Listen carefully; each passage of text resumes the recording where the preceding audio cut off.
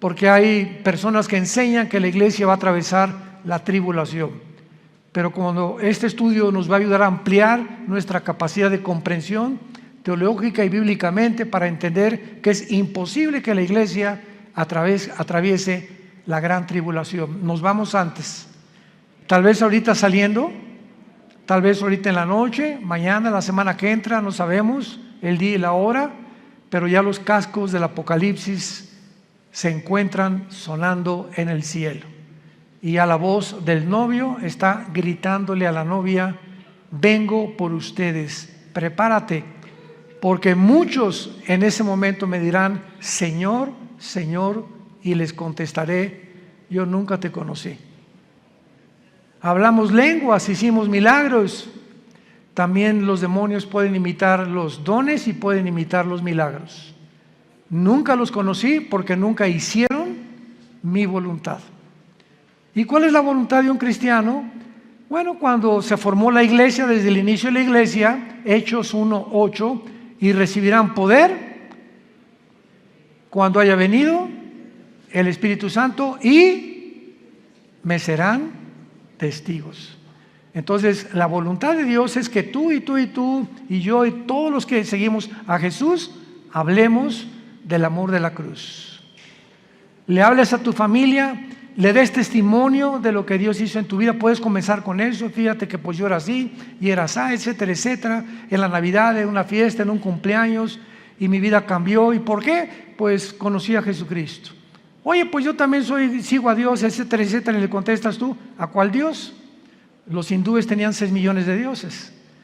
Entonces la gente tiene muchas escapatorias, ¿verdad? Yo sigo a Jesús. Una vez le pregunté a una persona y le dije: ¿a cuál? ¿Cómo que a cuál? Le dije: mi cuñado se llama Jesús. O sea, dice, seguimos a Jesús. Bueno, hay cantidades de Jesuses, ¿no? Y el Jesús de la Biblia es otra cosa. Entonces vamos adiestrándonos para prepararnos, para estar mejor listos para estos tiempos que vivimos. Muy bien. Muchas personas creen que el rapto de la iglesia va a ser el inicio de la tribulación. O sea, desaparecemos del mundo millones de personas y en ese momento comienza el anticristo a confirmar un pacto con los judíos y con varias naciones árabes. Sin embargo, no es eso lo que enseña la Biblia. El principal propósito de la tribulación, y la tribulación no se inicia con el rapto de la iglesia. Podemos irnos, por ejemplo, hoy en la noche en el rapto de la iglesia, viene Cristo mañana por nosotros, y pueden pasar 1 mes, 2 meses o tal vez 1 año cuando comience la tribulación. Entonces no necesariamente viene el rapto e inmediatamente comienza la tribulación. La tribulación, los que quieran apuntar, comienza, tiene su inicio cuando el anticristo confirme un pacto de paz con la nación de Israel y con naciones árabes. Abran sus Biblias en el libro de Daniel, capítulo 9, versículo 27. Daniel 9, versículo 27. En este capítulo 9 de Daniel, de los versículos 24 al 27, se encuentra la famosa semana 70 de Daniel. Porque hace 2600 años, Daniel se encontraba en Babilonia cuando comenzó a leer al profeta Jeremías. Y Daniel descubre, leyendo el profeta Jeremías, de que el exilio o todo ese tiempo en que Nabucodonosor se llevó a los judíos a Babilonia, los 70 años de exilio estaban por terminar. Y Daniel se sorprendió. Era un hombre de Dios que oraba 3 veces al día, en la mañana, en la tarde y en la noche. Estamos hablando de 1 a 2 horas diarias, perdón, en cada término de su oración. Entonces se hinca Daniel en el capítulo 9 y comienza a orar a Dios. Señor, ya va a terminar la cautividad babilónica. Jeremías profetizó que serían 70 años, y como él era un hombre que estudiaba la Biblia, como muchos cristianos, me espero que lo estén haciendo, estaba consciente de lo que iba a pasar. Entonces Daniel, después de orar, Dios le manda un ángel, y el ángel baja del cielo, y antes de que el ángel llegue a Babilonia o a donde estaba Daniel, Satanás envía a otro principado, al principado tal vez de Grecia o de Persia, para impedir que el ángel que mandaba Dios llegara a la tierra y le diera a Daniel el programa o la respuesta de cuánto faltaba para que Dios terminara con la nación de Israel. Entonces hay una guerra en el cielo, está en el capítulo 10 de Daniel, hay una guerra en el cielo. Finalmente el ángel llega hasta donde da Daniel, y el ángel le revela a Daniel todo el programa cronológicamente de la nación de Israel. Porque todo el Antiguo Testamento, el pueblo de Dios es Israel. El Nuevo Testamento es la iglesia, y la iglesia no es Israel, ni Israel es la iglesia. Son dos entidades completamente diferentes. Israel no era el cuerpo de Cristo como se formó con la iglesia. Nosotros somos el cuerpo de Cristo. Israel era la esposa del Padre, y Dios se divorcia, le da cartas de divorcio a Israel, y hasta el momento Israel, el antiguo pueblo de Dios, se encuentra en la banca. Y Dios forma a una entidad nueva que se llama la iglesia desde hace 2000 años, después de la resurrección de Jesucristo y desde el día de Pentecostés. Entonces la iglesia es una entidad completamente diferente de Israel. Entonces Dios, el ángel le dice a Daniel: Daniel, Dios tiene 490 años en su programa para terminar con la nación de Israel. Y la palabra que se usa aquí son 70 semanas. Así dice el versículo 24. 70 semanas están determinadas, decretadas sobre tu pueblo Israel y sobre tu santa ciudad Jerusalén.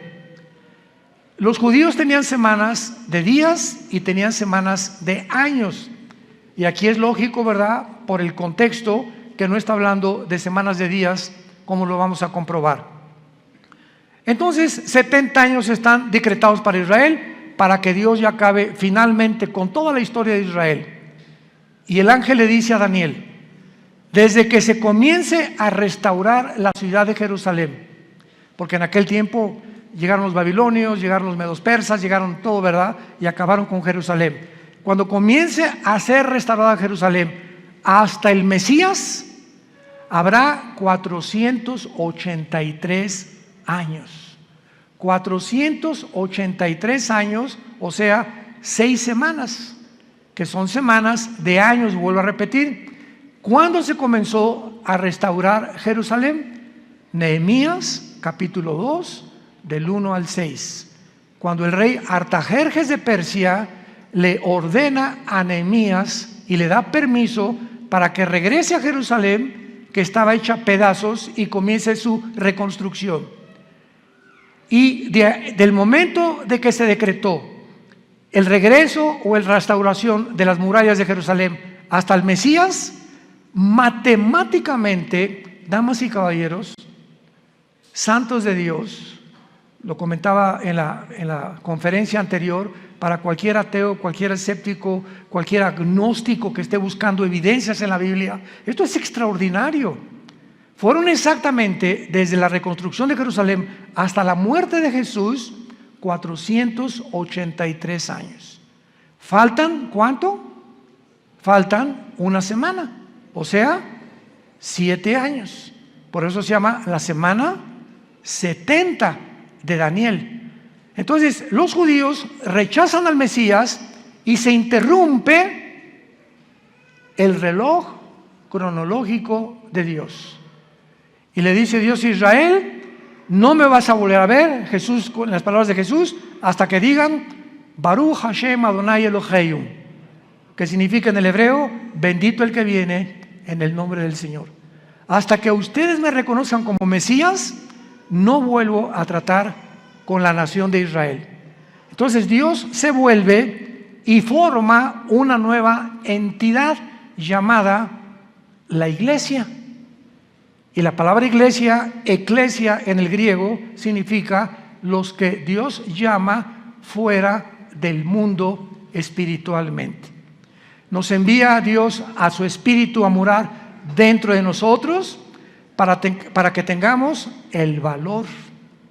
No nos dio espíritu de cobardía, le dice Pablo a Timoteo, sino de poder y dominio propio, para que tengamos el valor de hablar del Mesías al mundo, de hablar del amor de Dios a mi familia, a mis suegros, a mis hijos, a mis padres, a mis compañeros de la oficina, en el bufete, en el consultorio médico, para hablar y decirle al mundo su necesidad profunda, intrínseca de recibir al Salvador. Ese es el valor que una persona que no tiene a Cristo no testifica. Si tú te llamas cristiano y nunca has hablado de Cristo, dudo que tu cristianismo sea real. Muy bien. Entonces, esta semana que le falta Dios a tratar con Israel, se interrumpe por el periodo o la dispensación de la época de la iglesia, que tiene que durar 2000 años. ¿Por qué 2000 años? Porque de Adán a Abraham, 2000 años, de Abraham a Cristo, 2000 años, y de Cristo a cuando termina la iglesia, 2000 años, o sea, 6000 años. Dios creó el mundo, el universo, en 7 días, ¿se acuerdan? Génesis capítulo 2.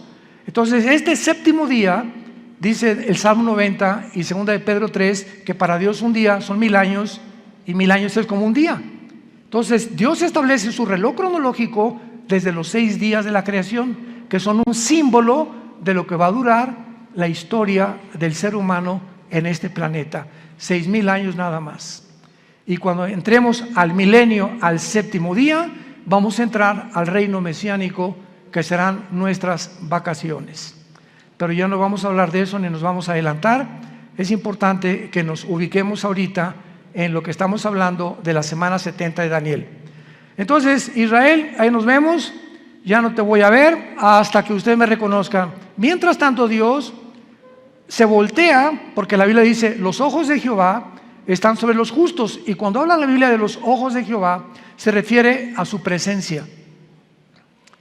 Entonces, cuando Dios dice, me volteo y no te veo, significa, Dios te ha dejado. Haz lo que tú quieras, Pepito, haz lo que quieras, Carmelita, ya no me vuelvo a meter con tu vida. Y se voltea a Dios y te deja que te hundas y toques fondo. Es la forma como Dios juzga a los seres humanos.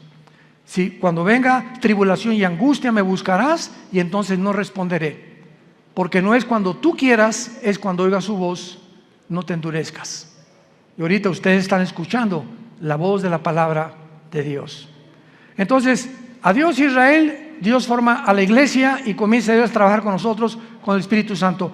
La iglesia tiene que llegar a su final, porque si no llega a su final, ¿cuándo va Dios a regresar con Israel? Entonces, durante este tiempo de la iglesia, he oído a muchos predicadores que han dicho que ya Dios no tiene que ver nada con Israel, que la iglesia tomó el lugar de Israel y que Israel ya se olvidó de Dios. Yo siempre les digo, leer Romanos 9, 10 y 11. 3 capítulos del libro de Romanos de Pablo mencionan que Dios no ha acabado con Israel.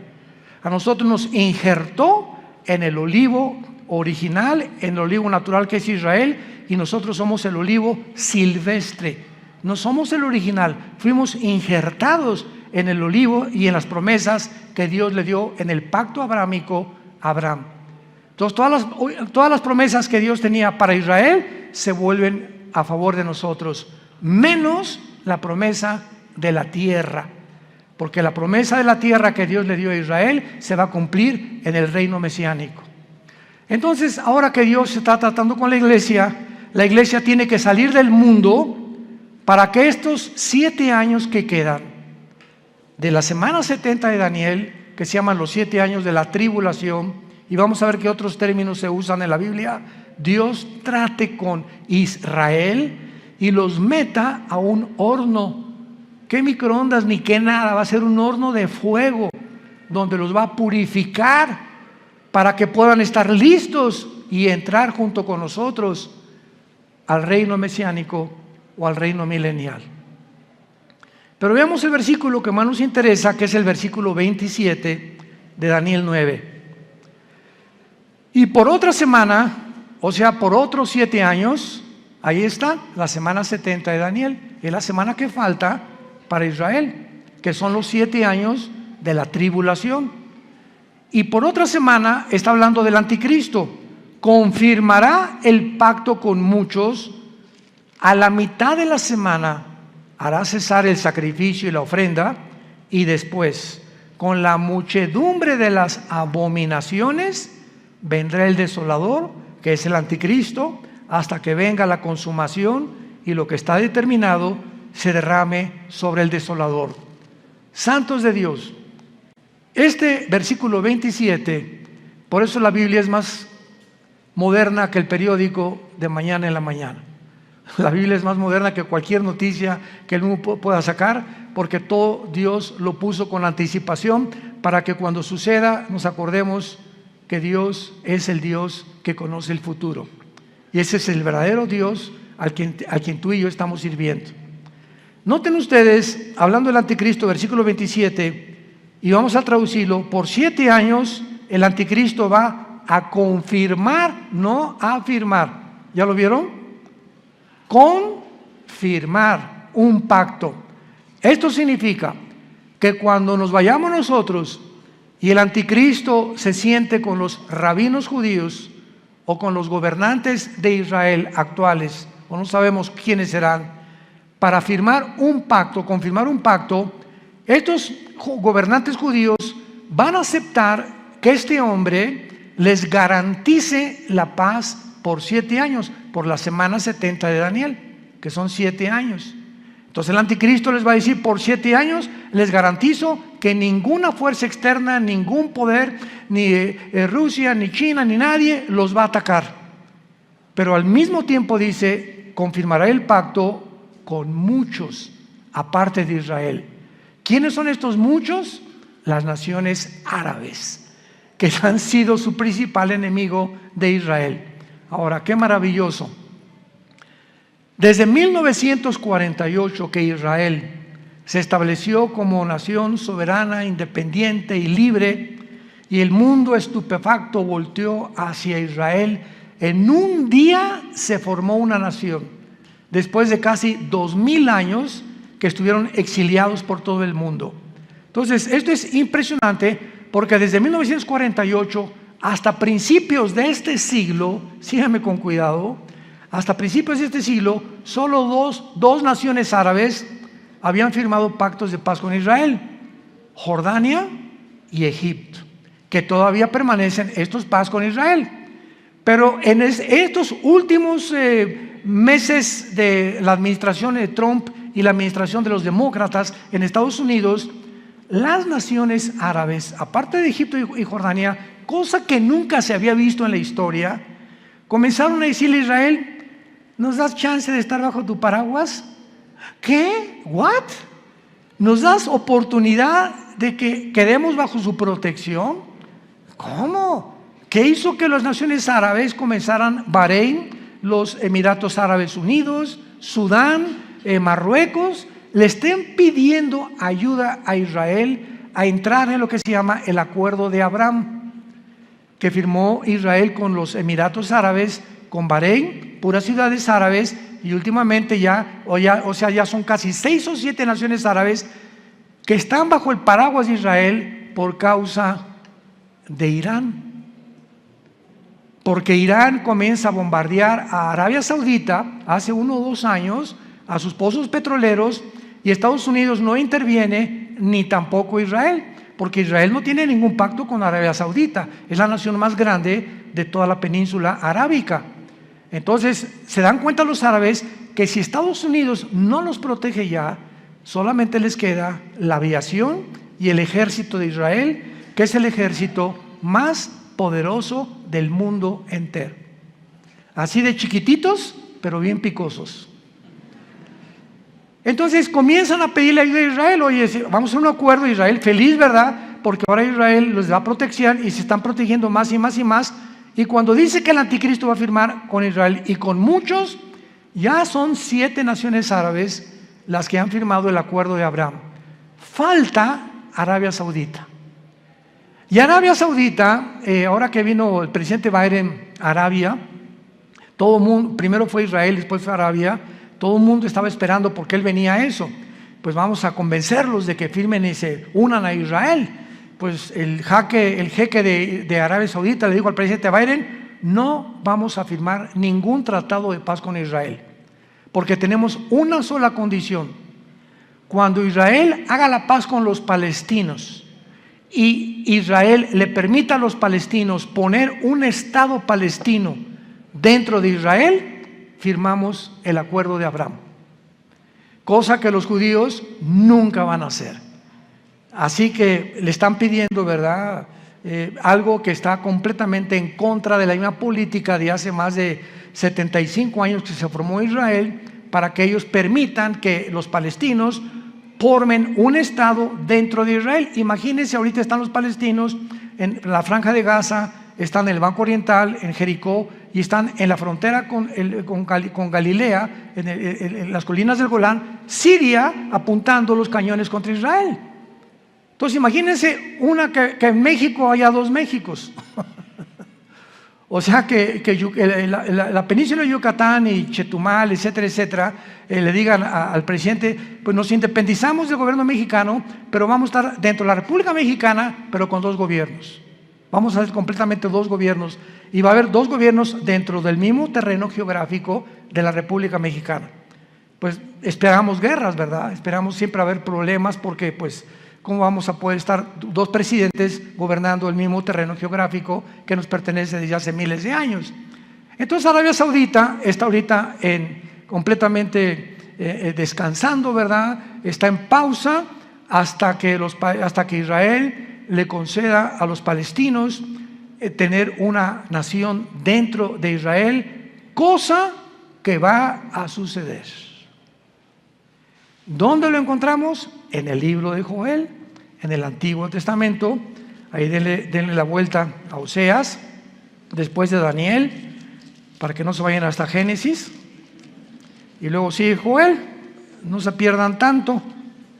Y aquí en el libro de Joel, capítulo 3, que describe la Tercera Guerra Mundial y la venida de Jesucristo, dice así: Joel capítulo 3, versículo 1 y 2, principalmente: porque he aquí que en aquellos días y en aquel tiempo en que haré volver la cautividad de Judá y de Jerusalén, reuniré a todas las naciones y las haré descender al valle de Josafat, o sea, al valle del Meguido, donde será y se librará la Tercera Guerra Mundial, conocida como la batalla del Armagedón, que se encuentra en Apocalipsis 16, del 12 al 14. Los reuniré en el valle de Josafat, y allí entraré en juicio con ellas a causa de mi pueblo y de Israel, mi heredad, a quienes ellas esparcieron entre las naciones y repartieron mi tierra. Una de las razones por las cuales Dios se va a enojar con la nación de Israel es que van a acabar cediendo a la presión de otras naciones para permitir 2 naciones dentro de una nación. Repartieron mi tierra, la tierra que Dios le prometió a Abraham, a Isaac y a Jacob. Muy bien, ahora veamos este famoso pacto de paz o tratado que confirmará el anticristo, porque hay 5 cosas claves de este tratado, los que lo quieran apuntar. Número 1, el tratado de paz que el anticristo va a confirmar con Israel será entre Israel y el anticristo, involucrando a naciones árabes. Número 1, involucrando a naciones árabes. Puesto que el anticristo tiene que surgir de alguna de las naciones que formaron el antiguo imperio romano, él será el principal protagonista. Ahora vean esto. Para los judíos el anticristo va a ser casi como un Mesías, porque para que hayan confiado que nadie los va a agredir y para que el anticristo tenga el poder de detener a naciones que sean contra Israel, es porque el anticristo va a ser un personaje sobrenatural, controlado por un principado completamente angelical, un principado de Satanás. Ahora esto es muy, muy importante, ¿verdad? Porque él va a ser el principal protagonista y él no va a permitir que nadie los ataque. Antes de que el anticristo firme este tratado, va a haber 2 guerras en Israel, que están mañana en el periódico delante de nosotros. La primera es la del Salmo 83. El Salmo 83 profetizó hace 3000 años que las naciones árabes que forman el círculo cercano a Israel, Egipto, Jordania, el Líbano, Irak y Siria, van a tratar de aniquilar a Israel por segunda o tercera o cuarta vez. Lo intentaron en el 48, cuando regresaron. Al otro día, cuando el primer ministro de Israel proclamó Israel como un estado libre y soberano, los atacaron al otro día, el 15 de mayo de 1948. Los volvieron a atacar en 1956. Los volvieron a atacar en la Guerra de los 6 días, 1967, junio del 1 al 7 de 1967. Y los volvieron a atacar en la Guerra de Yom Kippur, 1973. Cuando Yasser Arafat formó el movimiento para la liberación de Palestina, jurando en el decreto que tienen los palestinos: nunca permitiremos que podamos tener un gobierno en Israel sin Jerusalén. Imagínense nada más. Todos los diplomáticos, el presidente Bush, el presidente Carter, el presidente Clinton, el presidente Reagan, el presidente Trump, el presidente Biden, le han dicho a los palestinos: bueno, les damos la mitad de Jerusalén y les damos aquí, les damos allá, y ellos dicen: no, toda Jerusalén. O sea, cosa, ¿verdad? Me río porque es una imposibilidad. Como dijo Benjamín Netanyahu, que tal vez próximamente vuelva a recobrar el primer ministerio en Israel, Netanyahu dijo: el día que realmente nuestros enemigos quieran que les demos Jerusalén, vamos a tener lista la operación Sansón. Así se llama, la operación Sansón. ¿Qué pasó con la operación Sansón? ¿Se acuerdan de la vida de Sansón? En Números capítulo 3 en adelante. Bueno, a Sansón le sacaron los ojos, una mujer lo debilitó en sus fuerzas por andar ahí de rabo verde, ¿verdad? Y el Espíritu Santo lo abandonó a Sansón, se quedó sin fuerza, y entonces los filisteos tenían como un circo, lo pusieron lo empujaron, a ver tu fuerza, etc., y comenzaron a burlarse de él. Y ahí Sansón, en medio de este espectáculo donde todos se burlaban de él, los filisteos, le dijo a Dios: Padre, por favor, yo te pido, como un último acto de mi voluntad, llévame a donde haya 2 columnas, porque Sansón conocía el teatro filisteo, para que yo pueda derribar este teatro. Y entonces unas personas que lo guiaron, ¿verdad?, lo pusieron debajo de las 2 columnas, y entonces Sansón muere junto con todos los filisteos. O sea, Sansón tenía el ministerio de acabar con los filisteos, y fue hasta su muerte que terminó con ellos. En su muerte terminó con su ministerio. Entonces los judíos le llaman Operación Sansón. Si nos atacan, morimos junto con ustedes. Tenemos la bomba nuclear. Entonces Israel nunca va a permitir una invasión. Hasta este momento no lo ha permitido, y siempre ha ganado. Y nunca Israel ha sido el que provoca a sus enemigos. Nunca él ha buscado la guerra. Siempre se ha defendido de las naciones árabes. Con esto, para que no haya malos entendidos, no estamos hablando que somos judíos, porque ahorita no hay judío, no hay griego, no hay gentil, no hay italiano, no hay mexicano. En Cristo, en la iglesia, todos somos iguales. Y ahorita los judíos tampoco son parte de Dios. Están en la banca, ahorita la iglesia son los ojos y el interés principal de Dios el Padre. Pero Dios va a regresar con ellos cuando la iglesia no está en el mundo.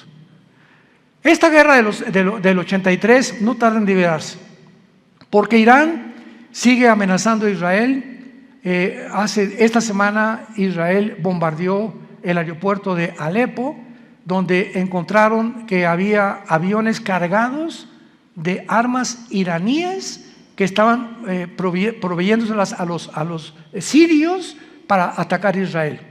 Entonces, ahorita Israel anda, ¿verdad?, pero con los ojos abiertos, con sus aviones F-35 vigilando por todos lados, que no haya movimientos de armas de Irán principalmente a Líbano, a Siria o a Irak, porque son las naciones donde Irán tiene la supremacía. Irán ahorita sostiene a Hezbollah, el grupo terrorista más grande del mundo en el Líbano, sostiene a los yudis en Yemen, en la península arábica, y sostiene al grupo de Hamas en la franja de Gaza o en la franja de los palestinos. Así que Irán ahorita es el peligro número 1 del Medio Oriente y es el que va a iniciar esta guerra para que ataquen a Israel. Muy bien. Después de esta guerra, que tal vez nosotros la vayamos a oír en estos días, porque ya no tarda ahorita con tantos viajes que está bombardeando Israel y a Siria e Irán, y van a tener que responder, y se va a armar un conflicto bélico muy grande. Israel va a volver a ganar, de acuerdo al Salmo 83, va a volver a ganar. Y después de la guerra del 83, viene la guerra de Gog y Magog. Ezequiel 38 y Ezequiel 39, en el Antiguo Testamento. ¿Cuál es la guerra de Gog y Magog? Cuando Putin vea que ya los judíos vencieron a los árabes, ahorita Putin está reuniendo a todas las naciones islámicas del mundo entero bajo su sombrilla. Y bíblicamente, en Ezequiel 38, las naciones que van a estar en la región de Magog. Magog es una zona geográfica que comienza desde Finlandia, el mar Báltico, baja por Ucrania. Ucrania pertenece a Magog, por eso nunca se va a salir Putin de Magog, de Ucrania jamás. Kirguistán, Uzbekistán, Kazajistán, Afganistán, Pakistán y todas las regiones del mar Báltico y del mar Negro que están al sur de Rusia, que se dividieron de Rusia en 1991, cuando el comunismo cayó, se perdió en Rusia, la Unión Soviética, el 30% de su territorio, que son todas estas naciones que ahora son independientes de Rusia. Pues Putin, su propósito es reunirlas a todas, y todas son musulmanas, menos Ucrania. Todas son musulmanas, menos Ucrania. Y todas estas naciones se van a unir después de la guerra del 83 para venirse en contra de Israel. Qué interesante que Putin tenga semanas buscando alianzas con todas estas naciones. Ya está en Kazajistán, acaba de salir de Kazajistán hace algunos días y va a comenzar a recorrer o a hacer una campaña para unir estas naciones y se cumpla Ezequiel 38 y 39, que será la guerra de la antesala de la guerra del Armagedón. Y pienso de una forma particular que estas dos guerras, la del Salmo 83 y la de Ezequiel 38 y 39, van a suceder antes de que nos vayamos de este mundo. Es posible que veamos y seamos testigos de estas dos invasiones. Y el anticristo, viendo que otra vez derrota Israel a Rusia, porque viene de Rusia con Gog y las naciones musulmanas, entonces el anticristo va a ser el papucho de papuchos.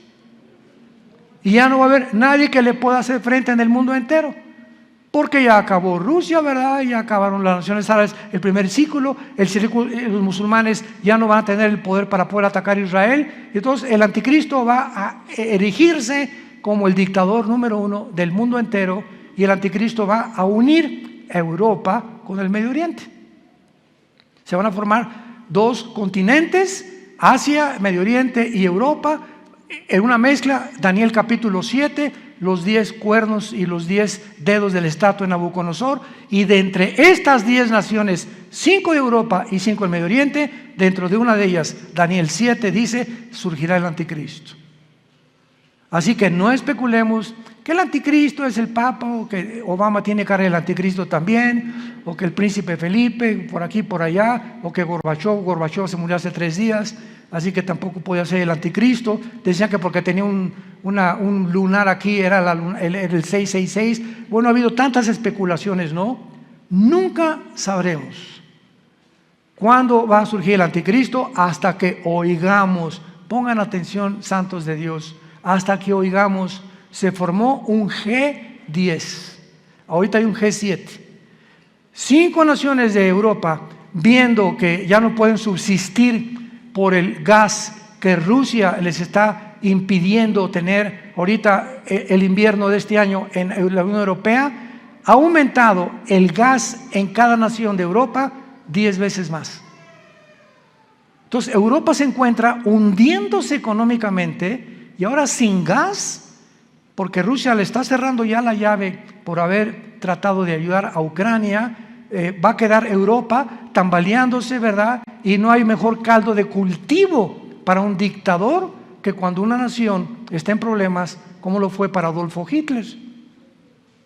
Adolfo Hitler en 1932-33 acaba de pasar la Primera Guerra Mundial, perdió Alemania en la Primera Guerra Mundial.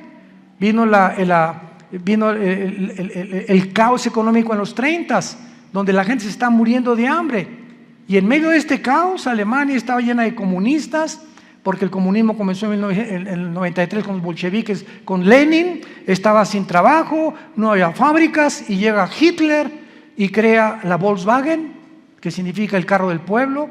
Fernando Porsche fabrica los primeros carros Porsche, hace fábricas, saca Hitler a los comunistas de Alemania, y pues decía la gente, este es el hombre que estamos esperando.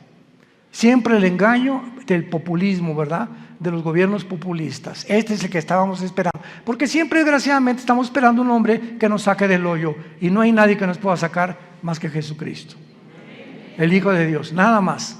Entonces Hitler tenía el caldo de cultivo, ¿verdad? Igual todos los grandes dictadores que ha habido en la historia, Saddam Hussein, el que tú me quieras mencionar, surgen cuando el problema en la nación se encuentra completamente económicamente quebrantada.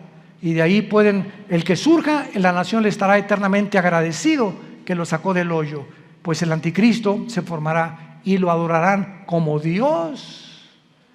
De los milagros va a solucionar el problema de Europa, va a solucionar el problema del Medio Oriente, va a solucionar el problema de África, va a solucionar el problema del hambre, del clima y de todos los problemas que ahorita han sido insolubles. El anticristo tendrá la sabiduría, la destreza, el poder de poder realizarlo.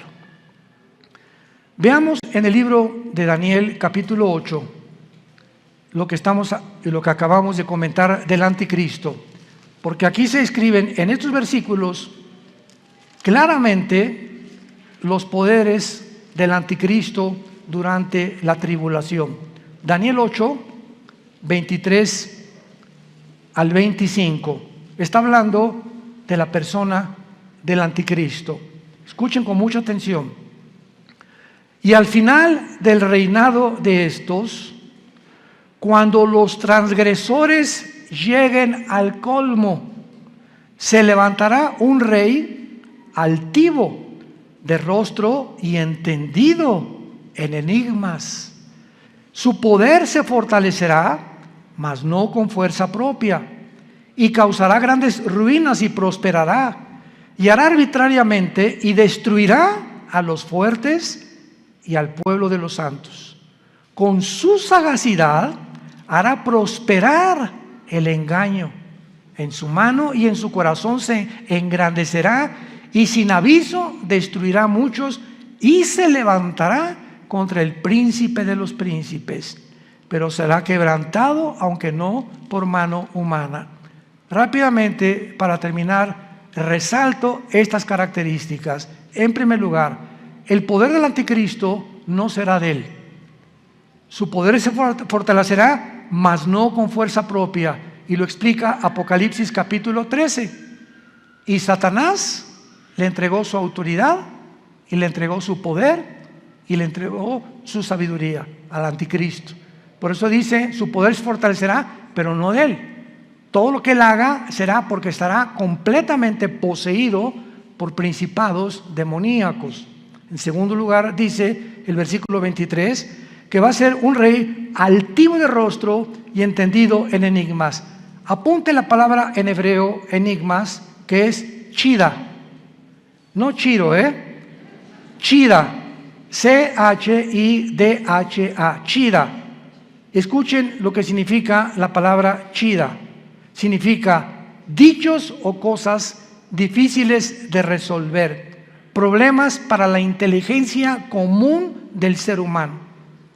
O sea, que él va a tener una capacidad sobrenatural, científica, filosófica, política, religiosa, que va a asombrar a la mente más brillante que pueda en ese tiempo existir en el mundo. Entendido en enigmas, su poder se fortalecerá, prosperará y hará arbitrariamente y destruirá a los santos con su sagacidad. Esta palabra sagacidad es la palabra sekel en el hebreo, S y con K, sekel, apúntala, que significa inteligencia para resolver crisis. Con su inteligencia para resolver crisis, hará prosperar el engaño. O sea, todo su reino será de engaño, de mentiras, de promesas falsas. Porque a los 3 años y medio, en lugar de los 7 años, entrará al templo judío, les permitirá reconstruir el tercer templo a los judíos, los traicionará a los judíos y comenzará la persecución. Mateo 24, 15 al 20. Así que nos encontramos, hermanos, ante un panorama delante de nosotros que es muy claro, porque será un pacto firme el que él va a confirmar. Va a iniciarse con 7 años de falsas promesas. Les dará a los judíos el derecho de reconstruir el templo y a los 3 años y medio profanará el templo, persiguiendo a los judíos y a los cristianos que queden en aquellos días. Tenemos ante nosotros una película, por eso se llama el Apocalipsis. ¿Saben qué significa la palabra Apocalipsis? Viene del griego descorrer la cortina, es lo que significa, descorrer la cortina. Dios en el Apocalipsis nos descorre las cortinas que nadie con su inteligencia natural o humana puede penetrar en el futuro más que el Dios de la Biblia. Nos corre y nos abre la ventana para que nos asomemos y nos diga, he aquí, vengo en breve. Dichosos los que lavan sus ropas para tener derecho al árbol de la vida. Y para que sepan que en cualquier momento vengo por ustedes y muchos se arrepentirán, se jalarán los pelos al darse cuenta que era demasiado tarde porque nunca hiciste firme tu vocación y tu elección. La puedes tú hacer en esta tarde a través de la convicción que el Espíritu Santo causa en tu corazón. Oremos. Te damos gracias, Padre y Dios de Jesucristo nuestro Señor, el gran pastor de las ovejas, por el pacto sempiterno. Oramos que Dios te haga hacer, que te motive y que tu pueblo pueda despertar, Señor, porque tu pueblo está dormido. Hay un engaño operando en el mundo entero ya, haciéndonos creer cosas que no son reales. Los medios de comunicación están llenos de mentiras, falsedades por todos lados, donde el mundo ya no sabe qué creer y qué no creer. Pero tenemos la palabra profética más segura, a la cual haríamos bien en estar atentos como una antorcha que alumbra en lugar oscuro hasta que el lucero de la mañana salga en nuestros corazones. Gracias, Padre, por tan grande salvación, por esa cruz donde tu Hijo le pusieron espinas en la cabeza, clavos en las manos y clavos en los pies, y desangrando y agonizando Él pudo expresar las palabras más sublimes que un hombre en ese estado pueda expresar.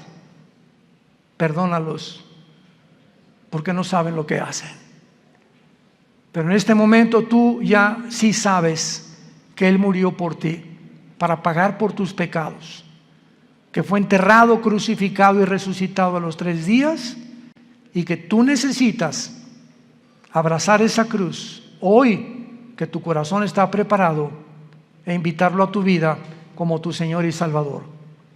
Dile estas palabras desde lo profundo de tu alma, si quieres en este momento arrepentirte de tu vida y entregársela a Dios. Padre, te pido perdón por mi vida, por mis pecados. Creo que en esa cruz con tu sangre pagaste por ellos y que a los 3 días resucitaste de los muertos. Y porque creo que vives, Jesús, te pido que entres a mi corazón como mi Señor y mi Salvador. Te doy gracias por la vida eterna y por lo que harás en los pocos días que me quedan de vida para hablar de ti, Señor. No perderé ninguna oportunidad ya en la vida de dar testimonio de tu gracia y amor en la cruz. En el nombre de Jesús. Amén. Gracias a Dios por esta palabra. Gracias a Dios por este libro maravilloso que Dios nos ha dejado. Ámala. Lee la Biblia, estudia la Biblia, memoriza la Biblia, medita la Biblia, día y noche. Y Dios te promete, el Dios que inspiró este maravilloso libro, que es un compendio de 66 libros, que Él te hará prosperar en todo lo que tú hagas, si tú buscas a Él y su reino en primer lugar. Y Él no es hombre para que mienta, ni hijo de hombre para que se arrepienta. Lo que Dios cumple lo va a hacer realidad en tu vida. Pero tú tienes que apegarte, abrazar, arraigarte a esta palabra santa. En la mañana ábrela en los Salmos, en Proverbios, en Juan. Léela 15 minutos, 20 minutos. Antes de leerla, Padre, abre mi corazón a tu palabra. Dame entendimiento, Espíritu Santo. Ahorita vamos a comer todos. No están ayunando, ¿verdad? Y antes de comer, donde quiera que estés, ahora agarra a tu mamá, a tu esposa, que tal vez no habías hecho. Padre, gracias por estos taquitos de barbacoa. Gracias, Señor, por esta comida, en el nombre de Jesús. Y comenzamos ya a vivir una vida de agradecimiento al Creador y al que dio su vida en una cruz por nosotros. Antes de acostarte, Padre, gracias por este día. Me acuesto en paz, me acostaré y así mismo dormiré, porque tú me haces vivir confiado. Quiero dormirme como un angelito sin pensar en nada, porque mañana tú me dirás qué cosa tengo que hacer.